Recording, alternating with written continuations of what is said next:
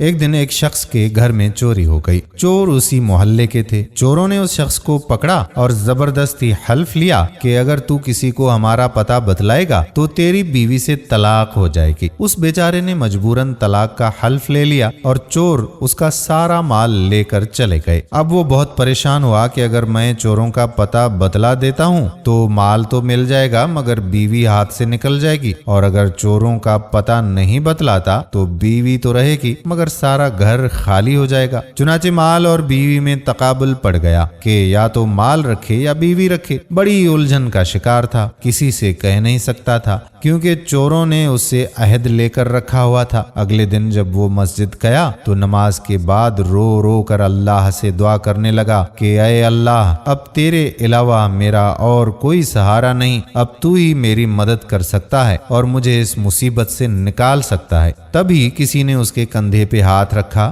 نوجوان نے پیچھے مڑ کر دیکھا تو وہاں اس مسجد کے امام صاحب کھڑے تھے۔ انہوں نے اس سے پوچھا کہ برخوردار، کیا بات ہے؟ بہت اداس دکھائی دے رہے ہو۔ اس نے کہا کہ امام صاحب، میں کہہ بھی نہیں سکتا۔ امام صاحب نے فرمایا کہ کچھ تو کہو۔ اس نے کہا کہ امام صاحب، میں نے کچھ بھی کہا تو نہ جانے کیا ہو جائے گا۔ امام صاحب نے کہا کہ کہو تو صحیح۔ اس شخص نے کہا کہ امام صاحب، میرے گھر میں چوری ہو گئی ہے اور چوروں نے مجھ سے عہد لیا ہے کہ اگر میں نے ان چوروں کا پتہ کسی کو بتلایا تو بیوی پر طلاق ہو جائے گی، اور مجھے معلوم ہے کہ چور کون کون ہیں، وہ تو محلے کے ہی ہیں۔ امام صاحب نے فرمایا کہ تم مطمئن رہو، بیوی بھی نہیں جائے گی اور مال بھی مل جائے گا، اور تم ہی چوروں کا پتہ بھی بتاؤ گے۔ یہ تو ایک عہد ہے، جب تو پورا کرے گا تو بیوی کو طلاق ہو جائے گی۔ امام صاحب نے فرمایا کہ کل ظہر کی نماز میں تمہارے محلے کی مسجد میں آ کر پڑھوں گا۔ چنانچہ امام صاحب تشریف لے گئے، وہاں ظہر کی نماز پڑھی اور اس کے بعد اعلان کر دیا کہ مسجد کے سب دروازے بند کر دیے جائیں، کوئی باہر نہ جائے۔ ان لوگوں میں چور بھی موجود تھے۔ اس کے بعد مسجد کا ایک دروازہ کھول دیا اور اسی دروازے میں ایک طرف امام صاحب بیٹھ گئے اور دوسری طرف اس شخص کو بٹھا دیا اور کہا کہ ایک ایک آدمی نکلے گا، جو چور نہ ہو اس کے متعلق بتانا کہ یہ چور نہیں ہے، اور جب چور نکلے تو چپ ہو کر بیٹھ جانا۔ چنانچہ جو چور نہیں ہوتے تھے ان کے متعلق وہ شخص کہتا جاتا کہ یہ چور نہیں ہے اور یہ بھی نہیں ہے،